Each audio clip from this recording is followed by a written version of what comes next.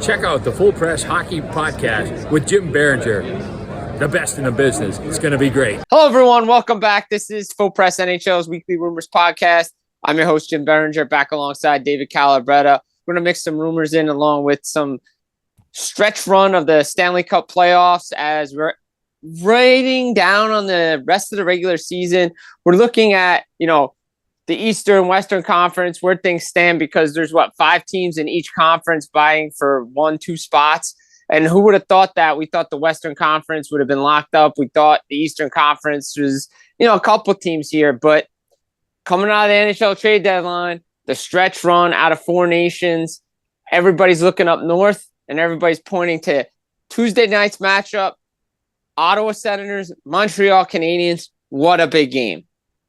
Oh, yeah, huge game. I mean, everyone in the city's talking about it. If you go on the radio shows, and it feels like a playoff game tonight. And rightfully so. The 2 hottest teams in the National Hockey League, the Montreal Canadiens and the Ottawa Senators, since the 4 nations break. And there's just so much to play for both teams tonight. An Ottawa win kind of basically locks them up in the wildcard 1 spot. They'll be at 79 points, so that's a big 2 points for them tonight. And the Canadiens, who are in the driver's seat for the second wildcard spot with games in hand on Columbus, games in hand on the Rangers, more points than Columbus and Red Wings. A win tonight just could put Montreal even closer to the playoffs, which was something that didn't really seem possible in December.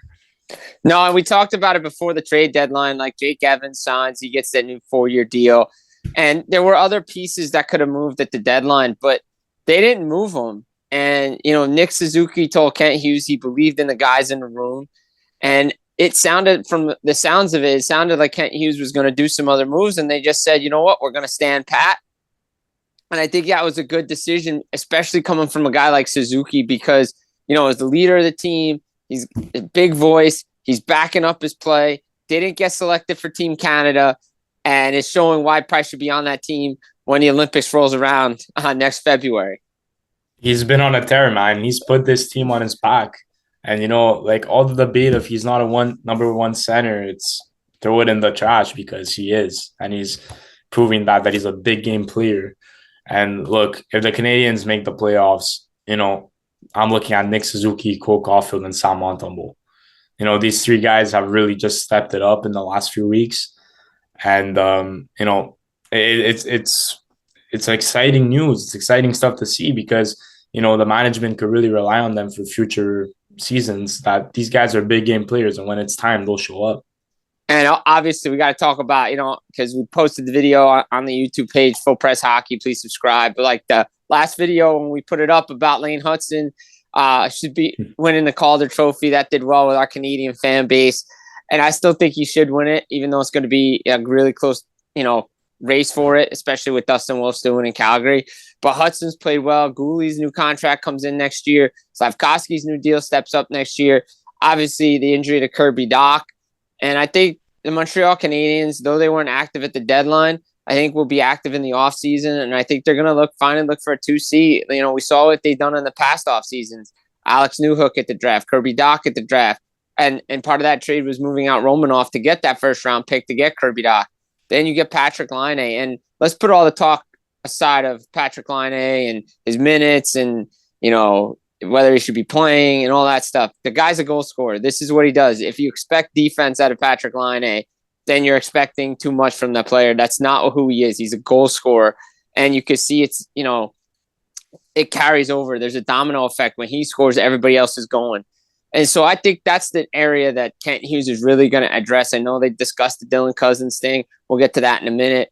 But I feel like this is going to be another busy offseason, draft, and summer for the Montreal Canadiens. Yeah, Jim, obviously a 2C, but they just want a star player. They want to go big game hunting, and that's something they haven't done since the new management came in, because they're obviously rebuilding.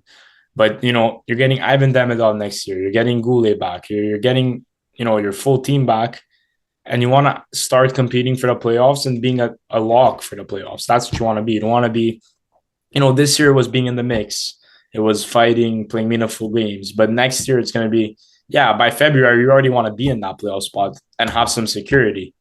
So, I think free agent market, they'll look at some options there. I don't know, maybe a long shot, but Mitch Marner, is, I don't know if he wants to go to the rivals and be hated in the city of Toronto, but he's an option. Matt Duchene, veteran presence, someone who willingly said that after his career he would like to raise his family in Montreal. That was pointed out by Renaud Lavoie of TVA.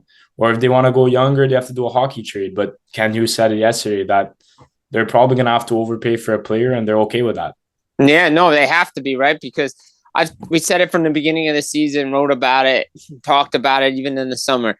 This was the year, whether they wanted to admit it publicly or not, this was the year the Montreal Canadiens had to be playing meaningful hockey in March and April, and they're doing it. And, everybody's like, oh, if they what do you see the Canadiens this season as successful as? Well, I see it as you're playing meaningful hockey. And if you get in the playoffs, that's the gravy on top of a great season. If you don't, well, you just took the next step in your rebuild, doing things the right way under Kent Hughes and Jeff Gordon. And next year is the playoffs. Like next year's goal is playoffs if you miss. But, I've always had a belief in the Montreal Canadiens. I love the way they built this team. I've said it from the start. If Jeff Gordon stayed in New York, this would have been the trajectory the Rangers would have been on, and they wouldn't be doing what they've been doing under Chris Drury. But look, Montreal Canadiens hire the right guys, do things the right way, make smart hockey trades. Let's see if they keep David Savard around. Let's see if they keep Joel Armia around.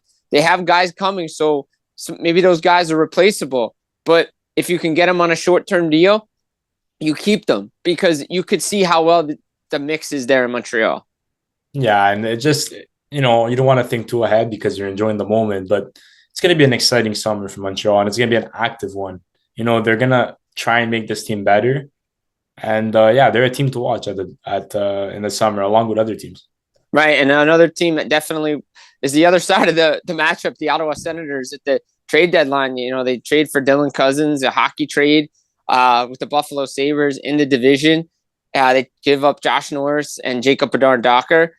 And look, Dylan Cozens, rejuvenated player, playing well for the Ottawa Senators. Obviously, the Sens are led by Linus Ullmark and Brady Tkachuk. And if people thought Brady Tkachuk was leaving, he's not leaving. Like, you could clearly see whatever he did at the Four Nations, whoever he talked to, the guys he was around, he's carried that over into playing for the Ottawa Senators down the stretch run for them. It's clearly, you can see it. But I like the trade the Ottawa Senators made, and they also got Fabian Zetterlund for San Jose Sharks. And what they did at the deadline, great stuff, and you can see why they're one of the hottest teams in the NHL right now with Montreal Canadiens. They haven't lost yet since they got Dylan Cozens and Zetterlund. And, maybe it's a little high because, but the players are buying into it. They're happy that their general manager went out there and got some big additions to their lineup. And it's showing on the ice. And Cozens so far has been an amazing fit for Ottawa. Him and Batherson are very good buddies off the ice. They're finding their groove on the ice together as well. They're building a good culture down there in Ottawa, and it could be exciting for players to come in the future. But like I said, the Senators did everything right there. They went to get a younger center for someone, it was hard to get rid of Josh Norris, right? You saw how Tkachuk felt, trading one of his best buddies.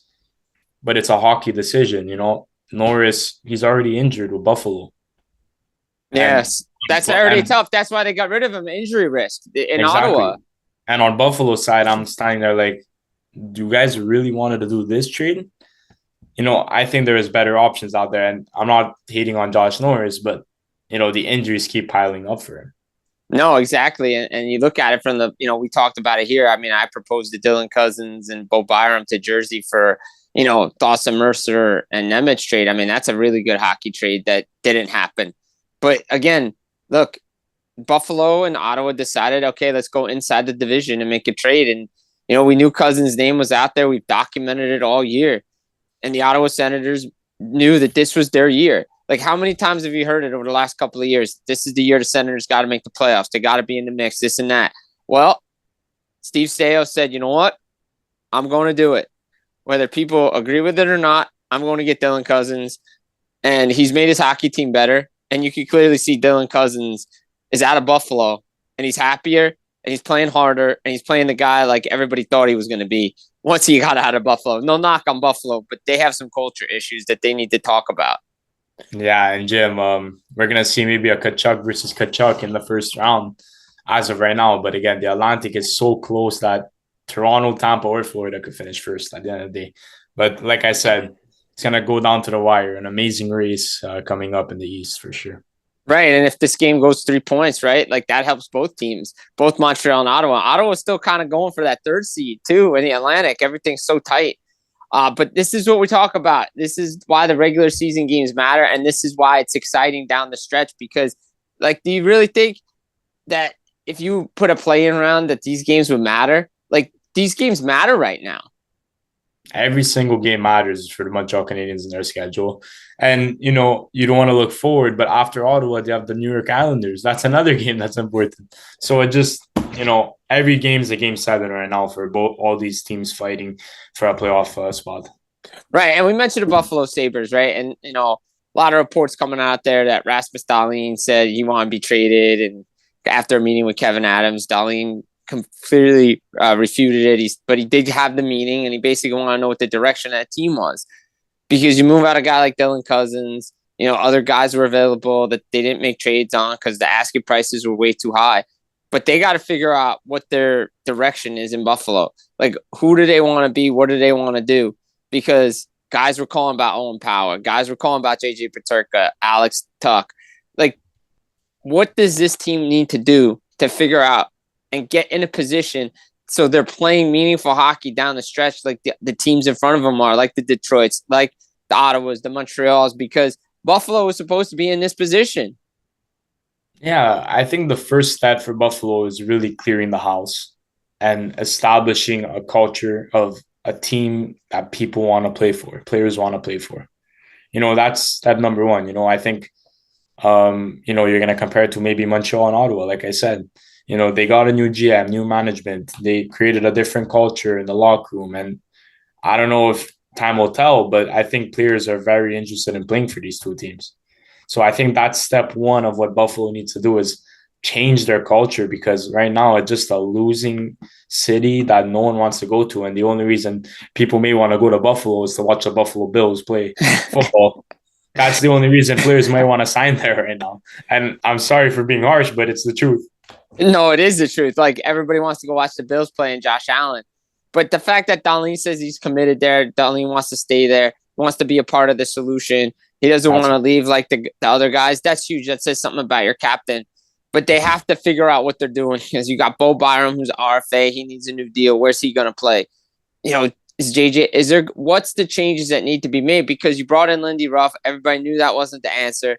Like, Kevin Adams needs somebody above him to make business and hockey decisions, because he can't be the only one making decisions for the Buffalo Sabres anymore. Like, whatever is not working there needs to be a change. You get a Ken Holland in there, a Brian Burke, a guy that could be a president of hockey operations, and give him the guidance that he needs to be the general manager of this team and put this team in a position to win and get the right players on the ice. Because clearly right now, you know, yeah, Dahlin stepped up. You know, Ryan McLeod, okay, this is great. Owen Power starting to play like he deserved that contract.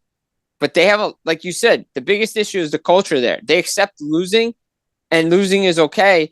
And somebody's got to step up and say losing is not okay anymore, because we've missed the playoffs 14 straight years. Well, it'll be 14 at the end of this year. It could be 15 next year. The way the Atlantic is, who knows where the Buffalo Sabres get back to the playoffs. No, yeah, dead last in the East, it's an embarrassment. And, you know, people are going to probably blame the city and stuff, but no, like I said, you look at the other side in the NFL, people want to play in Buffalo. People want to play for the Bills, and it's just because they win games and they're a good team. So it all starts with how you represent your organization and the culture. So until they get that fixed, there's not really going to be a solution in Buffalo. No, I agree. Speaking of a team that's close to Buffalo, across the border in Toronto Maple Leafs. Don't talk a lot of Leafs. We've mentioned Tavares before. Mitch Marner. Those are the two big free agents at the end of the season. Mitch Marner especially because, you know, UFA, you know, and the fact of the matter is at the trade deadline, they asked him to waive his no movement clause to go to Carolina. Carolina was interested in Marner because Toronto was going after Mikko Rantanen. That deal didn't obviously happen. They asked for Matthew Nyes. That didn't happen. They brought back another package. But the fact of the matter is that Brad Treliving went after Mikko Rantanen after all the talk. saying, oh, we like this guy. We want him here. Marner wants to be there, all that. But they also knew in the back of their minds they're planning for a plan B because it feels like Mitch Marner is going to July 1st. Yeah, I think all signs point to him going to the market July 1st because at the end of the day, he's going to get $14 million on the open market. And that's for, I said the same thing for Mikko Rantanen. And he obviously got $12 million, but he went to Dallas in a tax-free state. But really, I think also, how does Mitch Marner feel that his own team put him in a trade talk midway in the season, despite him having a career year, right? So how does that feel in him and his camp, knowing that, like, okay, they don't want me here, they don't really want to even give me a chance to get what I want. So I think he's gone. I don't know about you, but what do you think? Well, I mean, you look at it from the business side of things, right? And it is a business. Hockey's a business because we saw Kelly McCrimmon has done and Julian Breezewa has done and Brad Treliving. And Brad Treliving's been on the other side of this when Johnny Gaudreau and Matthew Tkachuk said they wanted out of Calgary. And I think he's preparing himself potentially for the same thing. And when you have a chance to get a player like Mikko Rantanen, you do it. But Mitch Marner earned the right to have that no movement clause. And look, I think Austin Matthews has kind of set the template for these guys now, the players' side anyway, because we always see players taking 8-year deals, 7-year deals. Matthews is taking back-to-back 5-year deals. He understands it's a business. He understands there's a shelf life with the team. He wants to maximize his value. He wants to maximize his value. And the teams understand that we have to maximize our salary cap. And if you look at it, okay, well, Matthews is at what, 14? Nylander's around 12. Does Mitch fall between them at 13? And then where's Tavares fall in this thing? And we're going to run it back again. Like, it's the big issues here for Toronto Maple Leafs. And I think he is going to go to market. Do I think he ends up staying? Maybe. I think it's a Stamkos situation way back. I believe it was like 2016, 2017. Yeah. We had that when we had the big trade, and then we had, the other big trade with Weber for Subban, the Hall for Larson, and then Stamkos signed all within a 30-minute period. But Stamkos went to market. He looked at the offers. He said, okay, these are what are people offering me, but I ended up staying in the place I wanted to be. Marner could do the same thing, but we know Utah Hockey Clubs just cleared a ton of money at the deadline, I believe they moved Weber's contract off the books. Yeah. They tried to get him at the draft. It didn't happen. Islanders are going to try. Devils. Teams are going to throw money at him. A lot of teams are going to try. A lot of teams. And if I'm Marner, I'd go to July 1st because of. And I'm not going to hold this against Toronto because I think he's got to look at it and say, okay, it's a business. They're trying to do what's best for the team. Now I got to do what's best for me. And as much as I want to be in Toronto, maybe I could get money elsewhere. Yeah, and if there's a chance to, let's say the Leafs bounce in the first round again. This is your chance to end the core. This is your chance to move on and really start a new era in Toronto. Because every single year when they get bounced in the first round or they don't have success in the playoffs, they always point to the core and they say, you know what, we'll give them another chance. But now Mitch Marner's contract is done. You extending him is basically giving the core a chance for the next 7 years, giving them another chance for the next 7 years. So I also want to look at their playoff performance again and see. I think if they really make a run, Mitch Marner could probably resign. But I think if they get bounced in the first round again, the easiest solution is to let Mitch Marner walk, even though that might not be the answer. Right. And you could probably say I could let John Tavares walk too. Yeah. But I feel like John Tavares would probably want to take a discount, maybe. Oh, I think he takes a discount. I mean, I don't think he's going to get what he originally was going to get. Like, I think the Leafs probably wanted to give him like 3 times 4. But the fact that Tavares wants to get something done and the Leafs have yet to agree to it tells me that they're thinking about him too. Like, do we want to? All options have to be on the table for this team. Like, could I see a scenario where he gets 3 times 6, 3 times 7, even the Stamkos deal? Yeah. Having a good year. Yeah, he's having a great year, but maybe you need to go maximize it someplace else. And if you can continue that trend someplace else, teams need it. Heck, I'm not going to say this is going to happen, but if he got to market, I think he would be a great fit in New Jersey. Now, do I think he's going to leave Toronto? No, I don't, because I think he really, really, really wants to be there. But if the team says no, and it's a business after all, then he may have to go to market too. Yeah, and like same thing with Mitch Marner. We know he wants to be a Toronto Maple Leaf. He grew up here. But at the end of the day, as a player standpoint, you want to get the most value. And Brad Treliving, he's like you said, he's been in this situation before. And he's not scared to, let these guys walk. And he's not going to budge to their demands. No. So, and he didn't budge for Johnny Goujo, and he didn't budge for Matthew Tkachuk, and they both left. Yep. So at the end of the day, this is not Kyle Dubas anymore. No. It's a new general manager. So it's going to be interesting to see what Toronto really does. Right. And not only that, but the Brendan Shanahan situation, what are they going to do up there? Because the Shanahan plan hasn't really worked. So a lot of stuff to watch with the major Canadian cities this summer in Montreal and Toronto. And, we brought the name up, Mikko Rantanen.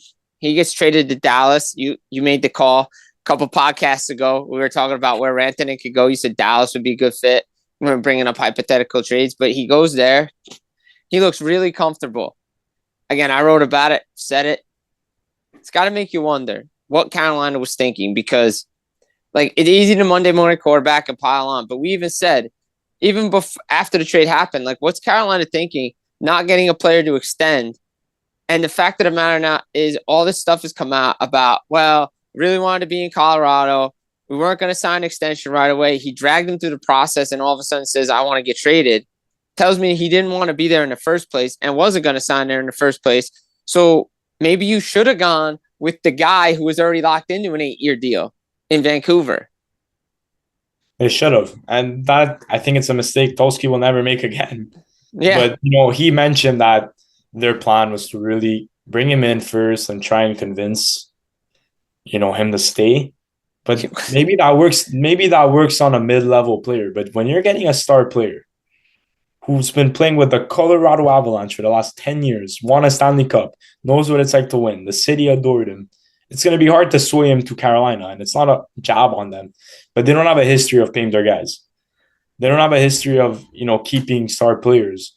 And, their owner, like I said, the owner is not really a guy who's willing to spend a lot of money. It's a good city, but it's not a hockey city. He knows he could get other teams on him in July 1st. This isn't Sam Bennett you're trading for. You're trading for Mikko Rantanen. Right. So I think a guy like him, you're trading for him. You're trading Martin Nichis. You have to have an extension in place or some talk with their camp.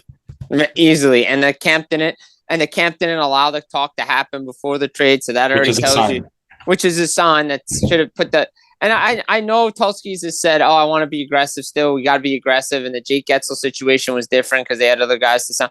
But they went off the beaten path. Carolina was always mentioned in these UFAs, but they never pulled the trigger. They always a conservative team. And you could clearly see in their play that they're better off not having Mikko Rantanen on the team. Now, they don't have Marty Necas either, but they play better as a team.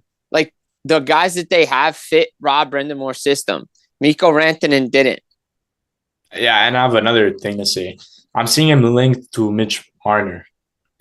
But don't you think if Mitch Marner wants to sign with Carolina, he would have waived his no movement clause? Exactly. Last week?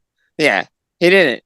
So I wouldn't really – I know they have money to throw at him, but I wouldn't really put my money on Mitch Marner at Carolina. No, I mean, they're going to try to go after him, but I don't think he'll sign there. I think, if anything, like I said, I think Utah's going to make a really hard push at him. I think Chicago will make a hard push at him. There's going to be teams that have cap space that are going to go really hard at him and get that player in there. Again, he's going to have to take a bit of a discount, Marner will, to stay there in Toronto, but other teams will go after him. And in Rantanen going to Dallas, it makes sense. They play his style of game. He's really fit in well. Yes, the results aren't there right now, but you could tell he makes the Dallas Stars a better team offensively. You wish you had Miro Heiskanen right now. You don't. But you could see that he's happier, he's better, and he's okay with playing in Dallas. Yeah, I think it's still going to take time for him to adjust. But by next season, he's back to Mikko Rantanen, 100-point player. And, having that first line of Robertson, Johnston, and Rantanen for the next 8 years, it's like, it's an amazing deal. It's an amazing deal for Jim Neal. He took advantage of a crappy situation in Carolina, and And he got the extension done. He got the guaranteed extension done to make the trade. And I know you lose the Stankoven, but I think Logan Stankoven will be fine in Carolina. He actually really fits in with Carolina from the games I've watched. Yeah, another thing with Carolina, just they're a system-based team, and I don't think a lot of star players want to go there because their production decreases drastically there, and it's not a knock on them. That's how Rod Brandamore is. He's a team-first guy. Right. But I wonder if a coaching change is possible in the future to maybe lure into more star players, but I don't know. Down the road because he just signed an extension, so that would be down the road. And I know they had that scorer in Marty Natchez, and that contract negotiation was very tense and very contentious in the offseason, and they only signed a 2-year deal. They want to keep him there longer. And I think he'll be fine in Colorado. I think he stays there. And we know they got 2 first-round picks out of it. And as we spoke about, they could have been a team in on Brock Boeser, Vancouver Canucks, right? They're barely holding on to playoff spot. They're tied with St. Louis Blues for the final wildcard spot in the West. And yes, Quinn Hughes is back in the lineup. Elias Pettersson's starting to turn his game around. But you got to wonder, the fact that they offered Boeser 5x8 deal, they came back to him during the deadline week, gave him another contract, he still said no. Day of the deadline, still said no. And they weren't getting his asking price. Patrick Allvin's like, yeah, if you knew the deals that I got, you'd be laughing too. I know they probably want a first round pick and more because the Devils tried, but I think the writing's on the wall that Brock Boeser is not staying in Vancouver. No, and I saw something today. It was if Boeser has the option of $40 million in Vancouver or $42 million elsewhere, I'm taking the $42 million just because of how I've been treated the last few weeks. And I think Pat Alvin's comments were kind of the nail in the coffin for him in Vancouver. I don't really see a scenario where he stays there. No. Whatsoever. And I agree with a lot of the pundits that come out of Vancouver. It's like, it's always Boeser that they pick on. Oh, production's down Boeser. He doesn't score. And look, I know Boeser said he didn't want to negotiate during the season, and he wanted to have another prove-it deal after he scored 40 last year. But the fact that Rutherford and Alvin were saying, well, we got to evaluate this player and all this, like, how much more evaluating do you need? Do you need the whole season to evaluate? Do you have a 30-goal scorer on your hand? Like, dude, like, offer him a deal that is acceptable or don't. And go and you've had him for years, man. Yeah, like, he's a good player. And I think they'll regret not keeping him. Like, I really do. Like, now, it could change with one phone call. We usually see that in Vancouver. Oh, guy's going to leave. It felt like last time Boeser was leaving and they offered him a 3-year deal. But it just feels like this time the writing's on the wall. Brock Boeser's out the door.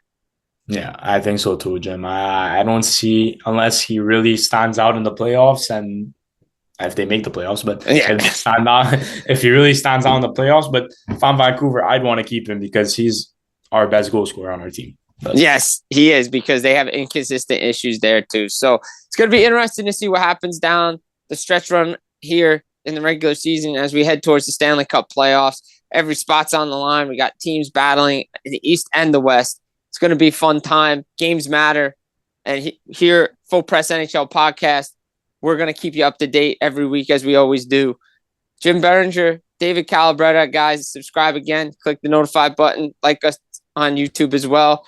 iTunes, Spotify, wherever you get your podcasts. Guys, take care and enjoy. Barry Trotz, Nashville Predators, making sure you're listening to Full Press Hockey Podcast.